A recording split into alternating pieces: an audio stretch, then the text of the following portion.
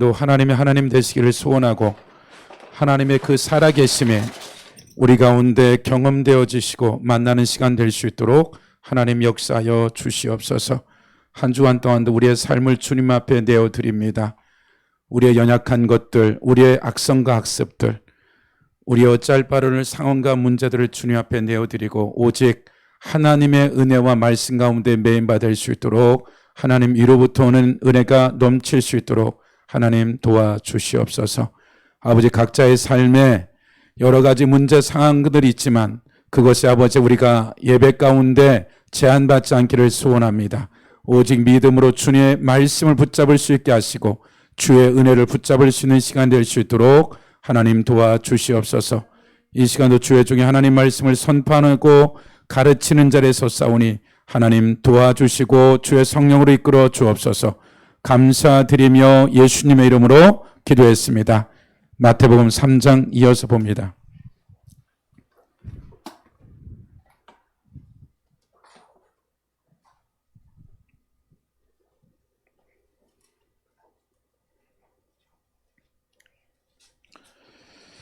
동일하게 3장 1절부터 우리가 12절까지 합독합니다.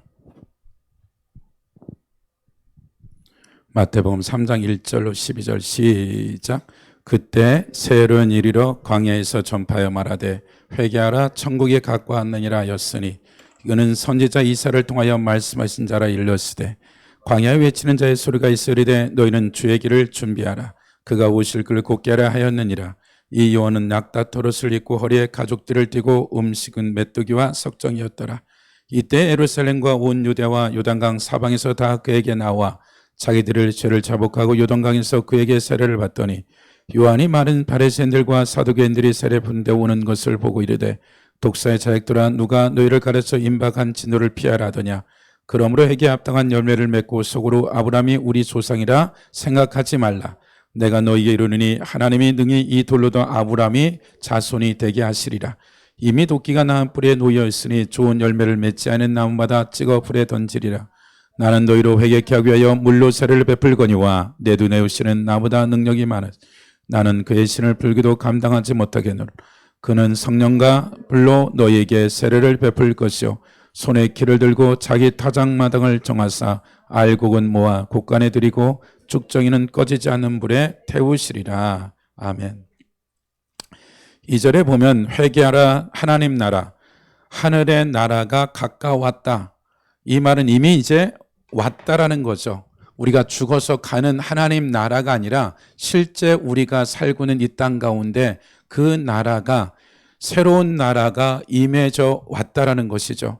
그래서 우리가 예수 그리스도를 믿기 전에 지금 주의 길을 예비하는 침례 요한이 와서 하라는 얘기는 예수 믿으라고 전제하지 아니하고 첫 번째 한 말이 그 삶에 돌이켜서 하나님께 돌아와야 된다. 그러고 나서 천국이라는 말이 하나님 나라가 아니라 하늘나라에 대한 어떠한 이 나라가 실제적으로 우리가 현재 첫 창조에 살고 있지만 이제는 사람이 통치하는 것이 아니라 하나님의 성령이 우리 안에서 실제적인 통치가 왕 되신 예수 그리스도가 이 땅에 오셔서 실제 어떻게 통치하는지에 대한 부분들을 이제 침례 요한을 통해서 그 길을 예비하는 거죠. 우리가 저번 시간에 보았던 것은 3절 말씀 보았죠. 광야 외치는 자의 소리가 있으리되 너희는 주의 길을 준비하라 그가 오실 길을 곧게 하라. 말하자면 이사야 40장에 나와 있는 이 바벨론 포로에 대한 그 회복에 대한 70년 포로에 대한 얘기도 있지만 이것이 장차 그들의 죄 가운데 온전히 바벨론 이방의 포로 되었지만 70년 만에 돌아오는 이 말씀들은 장차 아담과 하의 원죄로 말미암아 영원히 죽을 수밖에 없는 우리 인생을 향한 온전한 회복에 대한 예수 그리스도 안에서 완성되어질 말씀이라고 이제 요한이 얘기하는 거죠. 두 번째 4절에 보면 이에 요한은 낙타토롯을 입고 허리에 가죽띠를 띠고 음식은 메뚜기와 석청이었더라. 이제 계속해서 마태복음에서 몇 군데서 얘기하지만 마태복음 11장에 가보시면 이제 예수님의 공생애가 이제 4장에서 육신과 안목의 이 생의 자랑을 40일 금식하고 나서 이기고 나서에 이제 사역이 시작할 때 이제 요한은 옥에 갇히게 되어지는 거죠. 그래서 옥에 갇힌 요한에 대해서 요한이 혼란스러웠던 거죠. 그래서 혼란스러운 그 가운데 거반 한 1년 가까이 감옥에 있는 동안에 혼란스러워서 제자들을 보내서 오실 메시아가 맞냐라고 물어봤을 때 예수님이 직접 내가 메시아라고 얘기하지 아니하고 5절에 보면 맹인이 보며 못 걷는 사람이 걸으며 나병 환자가 깨끗함을 받으며 못 듣는 자가 들으며 죽은 자가 살아나며 가난한 자들에게 복음이 전파되라 하라. 말하자면 지금 이와 같은 초자연적인 일이 일어나는 것을 너의 스승인 침례 요한이 듣게 되면 이게 무슨 말인지 안다. 이사야, 에레미야 수많은 선지자들이 메시아가 오면 소경이 눈을 뜨게 되고 앉은 병에 일어나는 이런 초자연적이 일어난다는 그러한 일들이 계속해서 예언되어 있는 말씀들이죠. 그래서 동일하게 다시 마태가 10절에 보면 기록된 바 내가 내 사자를 내 앞에 보내노니 그가 내 길을 내게 준비하리라. 3장에서 말한 동일한 말을 또 마태가 얘기하면서 다른 말씀을 하는 것이 무엇이냐면 13절에 보면 모든 선지자와 율법에 예언한 것이 요한까지니 만일 너희가 줄겨 받을진대 오리라 한 엘리야가 곧 이 사람이라.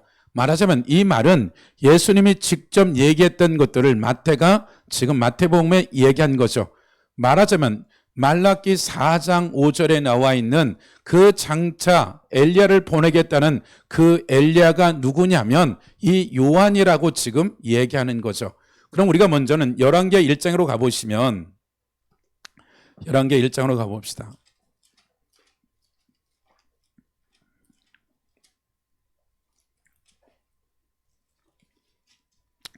이제 아합이 죽게 되어지고 아합이 1장 1절에 보면 아합이 죽은 후에 모압이 이스라엘을 배반하였더라. 아하시아가 사마리아에 있는 그의 다락 난간에서 떨어져 병들매 사자를 보내며 그들에게 이르되 가서 에그론의 신 바알세불에게 이 병이 낫겠나 물어보라니라. 말하자면 바알세불 파리의 신이죠. 파리의 왕이죠. 말하자면 지금 아합의 아들 아하시아가 병들었는데 하나님의 사자인 엘리야를 찾는 것이 아니라 지금 블레셋에 에그론에 있는 그 파리한테 가가지고 파리를 섬기는 신에게 병이 낫냐냐 물어보라는 얘기를 이제 이사야가 여호와 하나님께 듣죠. 3절에 보면 여호와의 사자가 디셉 사람 엘리야에게 이르되 너는 일어나 올라가서 사마리아 왕의 사자를 만나 그에게 이르기를 이스라엘의 하나님이 없어서 너희가 에그론의 신 바알세불에 물으러 가느냐. 그러므로 여호와의 말씀이 내가 올라간 침상에서 내려오지 못할지라 내가 반드시 죽으리라 하셨더라 하니라. 엘리야가 이에서 가니라. 말하자면 이제 하나님이 이제 엘리야에게 얘기한 거죠. 그 아하시아가 죽을 것이라는 이와 같은 얘기들, 다른 하나님을 찾는 것들이 아니라 이방신을 찾아가는 그를 이제 엘리야가 만나게 되죠.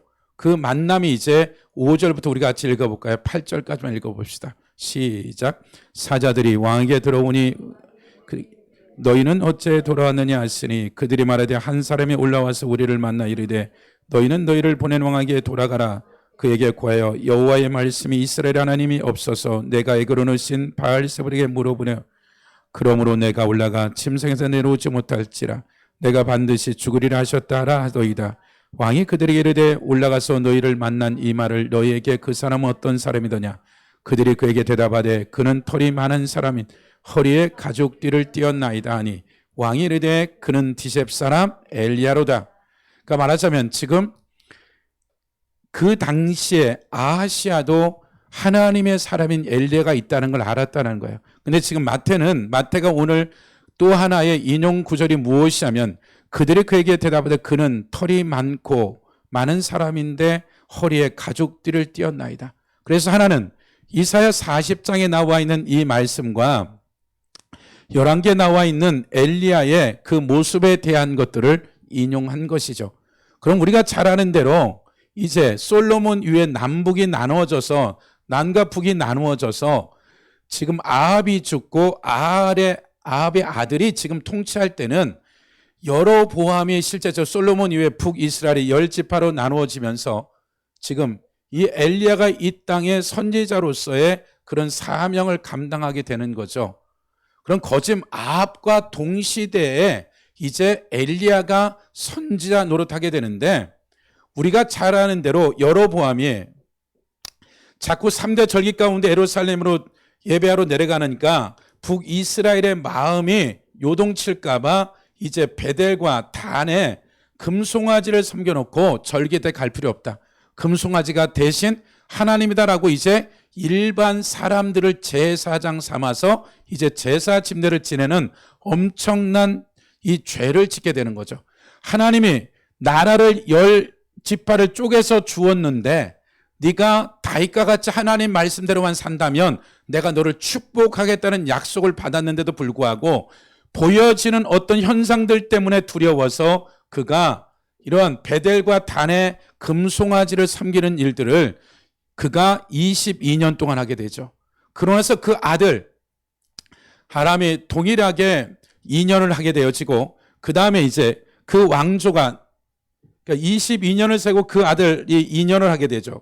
쿠데타가 일어나서 동일하게 또다시 약 24년 정도를 이제 동일하게 다른 왕조가 바뀌어지는 거죠. 그러니까 이것이 지금 계속 반복되어지면서 아합의 아버지가 오므리인데 오므리가 12년 동안 왕을 해요.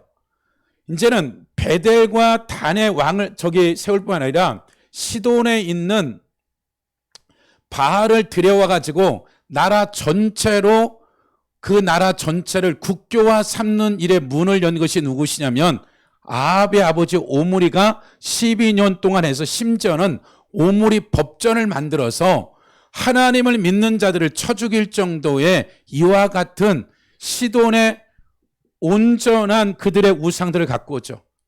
근데 시돈에 있는 그 정략견원을 이제 누구랑요? 그 아들인 아합이랑 시키는 게 누구냐면 우리가 잘 아는 이세벨이죠. 이 시돈에 있는 제사장은 쿠데타를 일으켜서 왕이면서 이제 제사장이에요. 그러니까 나라 전체가 완전히 바알로 꽉 차 있는 그 상태에서 이 오므리가 그 아들 아합을 결혼시키는데 그 이세벨만 갖고 온 것이 아니라 시돈에 있는 모든 시스템들을 갖고 와서 완전히 발화시켜버리는 이런 시간들을 보내버리는 거죠. 그러니까 오므리까지가 약 62년이에요. 아합이 22년을 왕을 도와죠. 아합이. 그러니까 약 84년 동안에 나이가 태어나서 84세가 된 그들이 시작 자체가 금송아지를 섬기면서 한 번도 여호와 하나님을 섬긴 적이 없는 그런 바탕 아래서 누가 나왔냐면 엘리야와 엘리사와 바알의 꿀차는 7,000명이라는 이 엄청난 사람들이 선지자가 있지만 실제적으로 예루살렘에 성전이 있는 것도 아니고 왕이 있는 것도 아니고 실제적으로 하나님을 섬기는 시스템들이 완전히 망가진 것이 8년이 아니라 84년이 지난 거예요. 84년이. 다 망가졌어요. 왕도, 제장도 바꿔버렸어요. 왕도 타락해버렸고 하나님이 아닌 바알을 하나님이라고 완전히 국교화시켜버린 왕이 타락하고 제사장이 완전히 썩어 문드러진 거죠. 이제는 그들 존재 자체가 없어졌는데도 불구하고 여전히 선지자들은 여전히 하나님 앞에서 생명 걸고 하나님의 역사를 하는 거죠. 그러면 이 선지자가 태어날 때부터 우리가 말하는 동화에서 나오는 그러한 어떤 용사나 특별한 사람들이 아니라 동일하게 그 삶의 마을과 도시 안에서 그 사회를 떠나서 산 것이 아니라 그 삶의 영역이 무엇이냐면 금송아지와 바알을 나가기만 하면 온 천지가 바알과 아스타도와 금송아지를 섬기는 이런 시스템에서 그들이 나가게 되어지는 삶의 자리 가운데, 심지어는 마지막에 이 오므리가 왕이 되어졌을 때는 하나님을 섬기는 자를 색출해서 쳐 죽이는 일들을 했단 말이에요.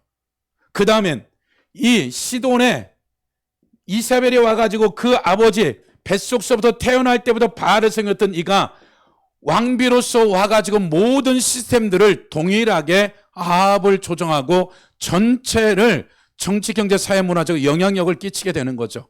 그러면 이러한 84년 동안 있는데도 엘리야가 30살에 이런 선지자가 됐을 때 이미 50세가 됐든 40세가 태어났을 때 이미 40년이 넘는 동안에 완전할 정도의 나라 전체가 우상으로 꽉 차버렸단 말이에요.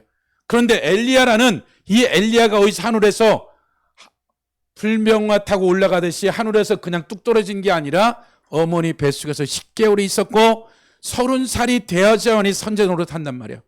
그러면 어릴 적에 그가 13살에 성인이 되기 전까지 이 삶에 있어서 그러면 이가 어떻게 이런 하나님의 사람이 됐냐는 거예요. 절대 하나님의 사람이 되는 것은 어떠한 영적인 부분들이 부어지는 것도 있지만 반드시 알아야 될 게 뭐냐면 하나님의 말씀의 절대 기준을 알지 못하면 많은 선지자에 기록된 것들이 하나님 앞에 우리가 뇌를 빼고 눈을 감고 시키는 대로 그냥 입을 벌린 것들이 아니라 대부분의 선지서들은 신명기라는 기준을 가지고 자기가 봤을 때 이것이 잘못됐을 때 외친 말씀들이에요. 하나님이 직접 들려준 말이 그렇게 많지가 않아요. 대부분이 내가 알고 있는 하나님의 말씀에 벗어났을 때 그들의 그 말씀을 기준을 가지고 그들에게 외쳤단 말이에요. 오늘날처럼 이렇게 성경이 많은 것도 아니에요. 그럼 대부분이 그 당시 오경을 외우고 있었고 많은 부분에 외운 것들이죠. 그러면 이것을 누가 가르쳤냐는 거예요. 반드시 선지학교는 나이가 들어서 가는 선지학교고 베델이나 길가네나 여리고나 이런 것에 많은 선지학교가 있었죠. 그럼에도 불구하고 이 부모나 할아버지나 할머니나 이들의 삶에 있어서 절대적인 영향력을 끼친 것이 무엇이냐면 그 부모가 생명을 걸고 이들에게 하나님의 말씀을 전하였다는 얘기예요. 말하자면 엘리야가 하늘에서 뚝 떨어진 것들이 아니라 한번 불받고 하나님의 역사를 이룬 것들이 아니라 그 엘리사도 그가 지금 자기 집이 부예요. 그냥 평상시에 밭을 갈고 있고 논을 갈고 있었단 말이에요. 근데 엘리야를 만나는 순간 그냥 던지고 달려드는 거죠. 그럼 엘리사가 그 전에 엘리야가 부르기 전에까지의 그 삶의 부모의 삶이나 그 선조들이 베델과 단의 금송아에 섬기고 이 바알에게 섬기는 이런 34년의 이전 삶의 이후까지도 생명을 걸고 자녀들에게 걸었단 얘기예요. 다른 얘기로 하면 오늘날 많은 크리스찬들이 목회자나 장로님이나 권사님이나 집사님들 우리의 자녀들이 주일날 와서 30분 길어야 1시간 예배 드리는 거예요. 주일날도요.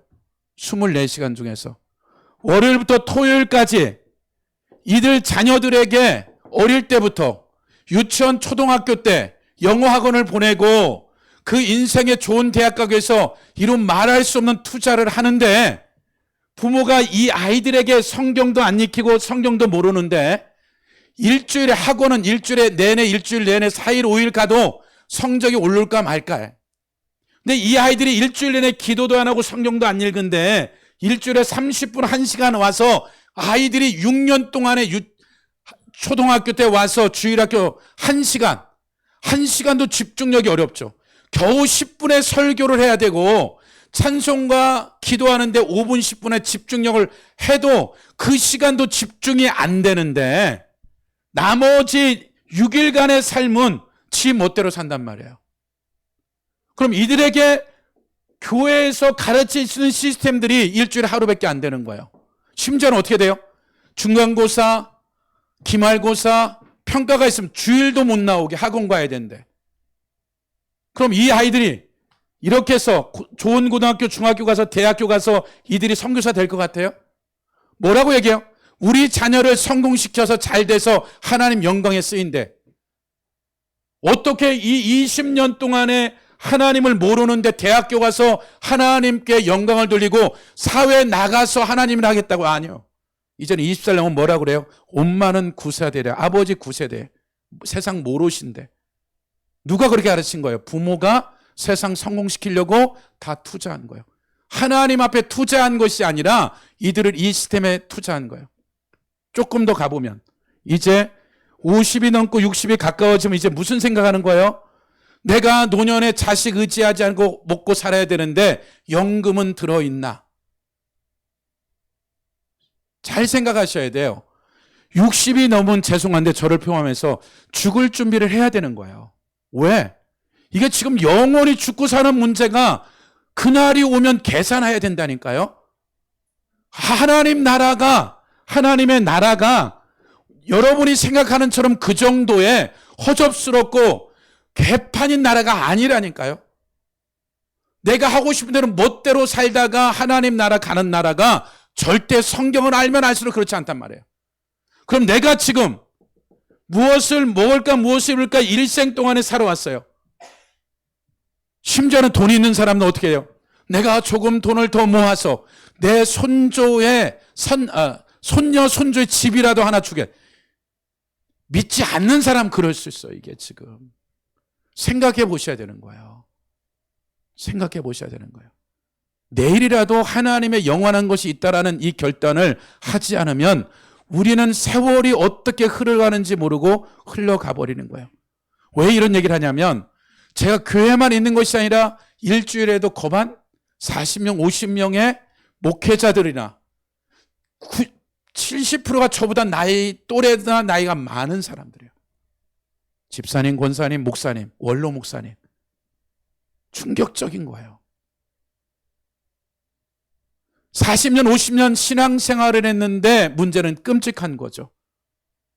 이제 어떤 마음이 드냐면 과연 내가 천국에 갈까라는 이 갈등까지 오는 거 50% 이상이에요. 그러니까 우리가 하나님을 믿는 것들이 어느 날 갑자기 한 방에 되어지는 것이 아니라, 죄송한 얘기인데 내가 지금 성경을 읽어야 되고 기도줄을 잡는데 최소 1년이 걸려요. 그것도 1시간, 2시간, 3시간씩 그렇게 해야 겨우 내가 이제 기도라는 줄기를 잡아서 2시간, 3시간, 4시간 기도에 들어가서 깊은 하나님의 이 은혜 가운데 들어가는데, 이런 부분들이 내가 일주일에 주일 예배 1시간 드리고 나머지 사람은 시간들을 보내는데 이 세계가 어떻게 아는지 알겠어요? 전혀 모릅니다. 왜 이 말을 하냐면 여기는 지금 완전히 베델과 바알로 떡 쪄진 상태에서 예배도 없고 레위지파에 가르치는 사람도 없고, 누가요? 그 부모가 받아진 은혜를 가지고 이들을 어떻게 해야 돼요? 성인이 되기 전까지 이들을 가르쳐서 그들이 남은 17년 동안의 삶을 살아가는 동안 하나님은 완전히 나라가 초토화되어 있을지라도 하나님은 누구를 부른 거예요? 엘리야 한 사람이 아람 전체의 전쟁과 맞먹어버리는 거예요. 엘리야가 사는 날 동안에 아람이 꼼짝달싹 못할 정도로 권세를 줘버렸어요. 한 사람이 군사력 전체라는 거예요.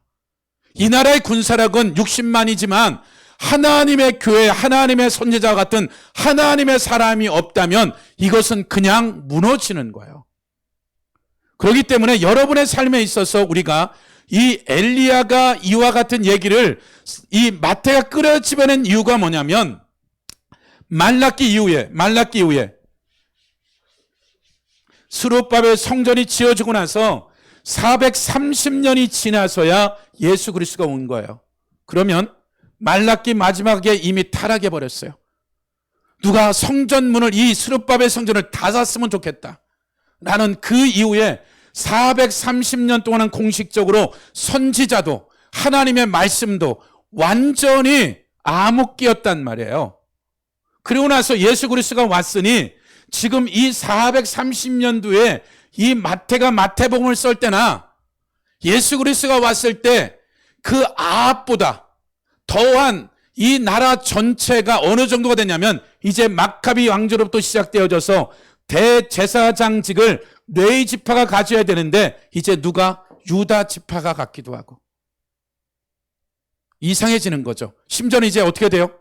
이제는 대제사장직을 돈 주고 팔고 사는, 지파하고 상관없이 돈 주고 사람 팔고, 이러한 대제사장직이 아니라 대제사장직을 살고 파는 이러한 시대가 이 마태가 마태복음을 썼을 때 예수님 당시의 세상이란 말이에요.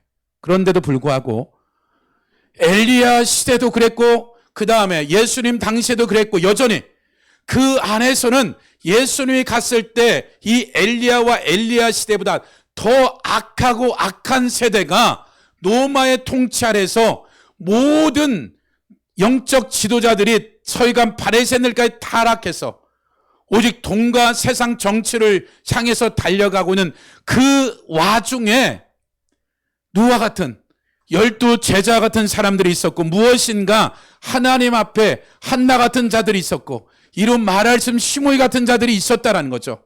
곳곳에 하나님의 사람들이 있었다는. 그러면 이미 동일하게 시스템은, 이 성전의 시스템은 완전히 이미 제사장들이 타락해버린 거예요. 대제사장들이 돈 주고 자기 자리에 살 정도면 제사장직도 마찬가지일 거라는 거예요. 왕도 없어요. 선지자, 이제 예수 그리스도가 오시면서 이제 하나님의 나라가 임하면서 이제 하나님의 역사가 수면으로 나타나기 시작하는 것들이죠. 그러면 스룹바벨이 성전이 있었지만 전체 종교적 시스템은 완전히 430년 동안 썩어 문드러져 버린 그냥 종교 생활을 하고 있는 그와 같은, 하나님의 말씀을 그 장로들의 유전이나 그 믿는 자들이 만들어 놓은 탈무드보다 더할 정도의 그러한 말씀을 뛰어넘는 타락된 시대가 예수님 당시의 시대라는 거예요. 그러면 2021년도를 살고 있는 대한민국만 보자는 거예요. 그러면 2800년 전이나 2000년 전보다 훨씬 이 나라가 교회도 있고 믿는 자도 많지만 그 타락이나 죄성들이 2800년 지나 예수님 때보다 못하다고 할 수 있냐는 거예요. 아니요. 민주주의라는 이 모든 것이 있는데 사람을 사고 팔기도 하고 장기를 팔기도 하고 상상할 수 없는 일들이, 죄악이 버젓이 있는 거죠. 그때보다는 악이라는 부분이 상상을 초월할 정도의 죄악이 여전히 2021년도를 살고 있는 이 나라뿐만 아니라 열방이 그러하다라는 거죠. 그럼에도 불구하고 하나님은 그 세상이 어둡든 그 죄악이 어떠하든지 간에 하나님의 역사와 연륜은 한 번도 지체된 적이 없이 하나님의 사람을 통해서 하나님의 역사를 이루어가는 건 분명한 거예요. 왜 그러냐면 마태복음 13장에 가보세요. 마태복음 13장에 보면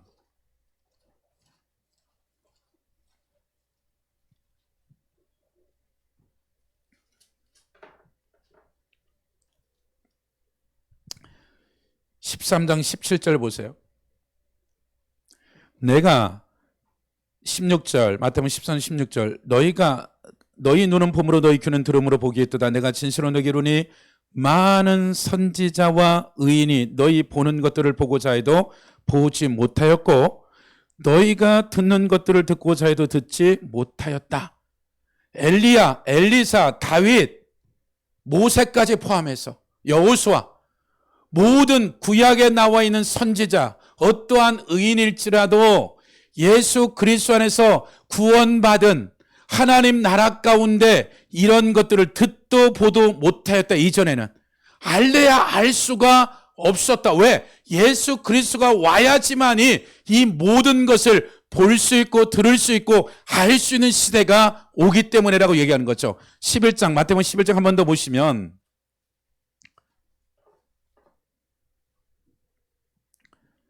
11장 11절 보세요.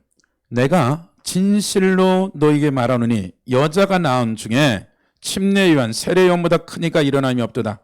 그러나 천국에서는 하늘나라에서는 극히 작은 자라도 그보다, 누구보다? 요한, 구약의 엘리야의 능력을 가진 이 엘리야와 같은 이런 능력이 하나님 나라 가운데,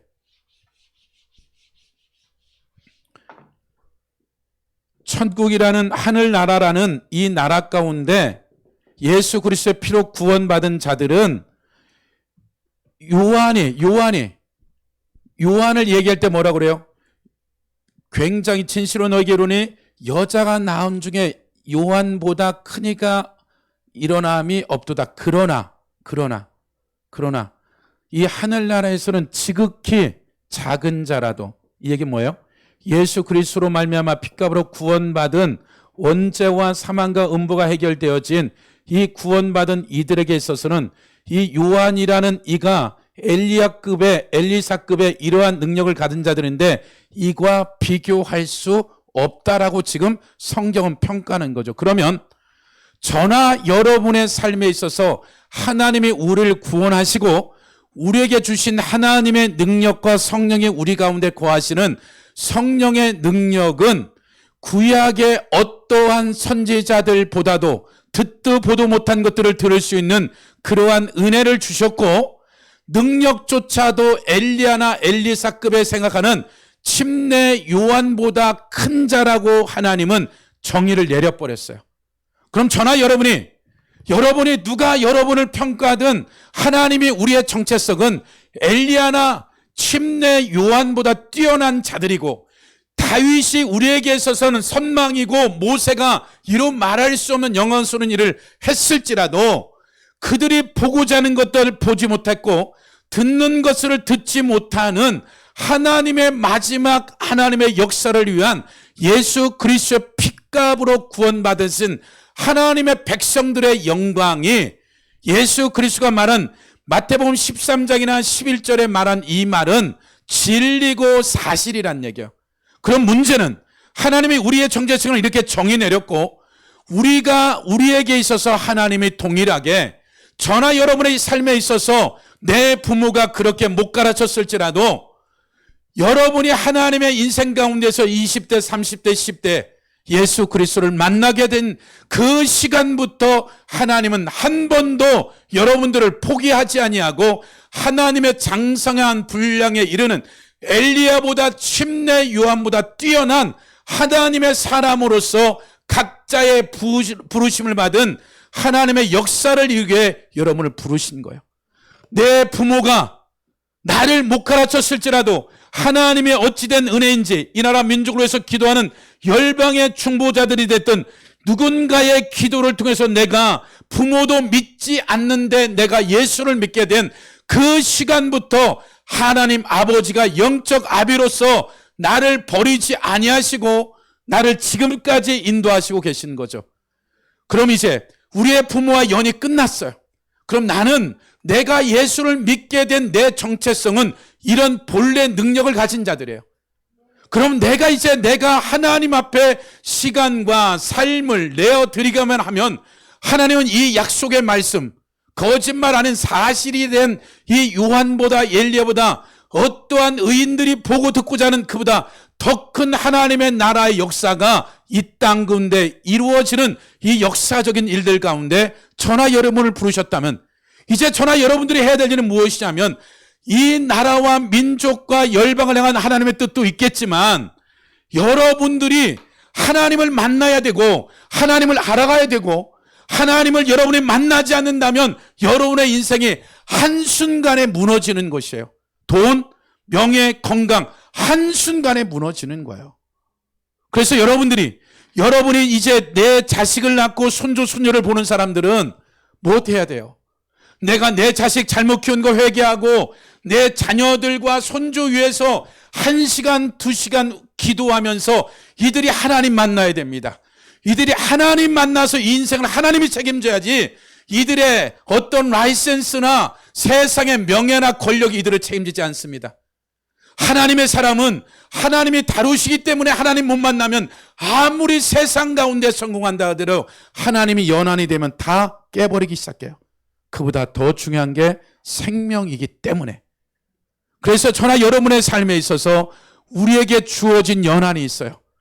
그래서 저나 여러분의 삶의 하나님의 나라는 그냥 하나님이 뻥치는 것들이 아니라 하나님이 실제 그런 사람을 살았던 하나님의 사람들의 기록들이라는 거죠. 그럼 저나 여러분의 이 창세로부터 계시록까지는 똑같이 하나님을 믿었는데 왕이 될지라도 아까 같은 인간이 있는 거예요. 하나님을 믿었는데 그 아버지가 히스기야처럼 모든 산당을 다윗 때도 있었던 산당을 허물지 못하는 거죠. 그 산당을 얻던 이 문하셋은 그 아버지하고는 전혀 다른 길을 가는 거죠. 안식일을 지켜요. 모든 절기를 지켜요. 하나님을 믿고 있는 모든 이들 중에는 두 가지예요. 육신의 삶을 살든지 하나님 뜻대로 살든지. 그래서 저나 여러분의 삶에 있어서 여러분의 영원한 것을 준비하셔야 되고 여러분의 연한 안에서 하나님 만나셔야 돼요. 그래서 여러분 안에 있는 능력을 절대 의심할 거리 없고 절대 신뢰하고 나를 엘리야보다, 나를 하나님 침례 요한보다, 나를 하나님 거듭나게 하시고 하나님 나라에게 주신 이 나라가 세상이 어떻게 타락하든, 세상이 어떻게 저주를 받든, 세상에 상상도 못할 일이 일어나들 할지라도 하나님은 그것에 하나님의 한 교회, 한 가정, 한 사람을 하나님은 찾고 있는 거죠. 그래서 여러분의 삶에 있어서 여러분의 사정형편 두려워하지 마시고 하나님 만나셔야 돼요. 매일 여러분의 삶에 있어서 그 하나님을 찾고 찾는다면 반드시 여러분이 상상도 못할 하나님의 방법으로 여러분에게 개입하시는 거예요. 그래서 여러분의 사는 일, 먹고 사는 이 현실을 떠나는 얘기가 아니라 그 현실 앞에 충성하고 여러분의 남은 시간들을 하나님 앞에 여러분이 골방에 들어가서 하나님하고 씨름하세요. 씨름하셔서 하나님을 만나는 것이 내 자식과 손주에게 수억을 남겨주는 것보다 훨씬 더 축복이고 역사적인 일들이에요. 그래서 저나 여러분의 삶에 있어서 우리가 하나님 앞에서 이 세대가 어떠하든 어떤 상황이 걸리든 주변에 그것은 하나님의 빛 가운데 거하는 한 사람이 세워지면 다 살아나는 일이에요. 그래서 여러분이 어디에 가든지 여러분의 선자리가 생명되고 살려지는 역사는 하나님 만나셔야 돼요. 그런 역사가 한 주간 있기를 예수 이름으로 축복합니다.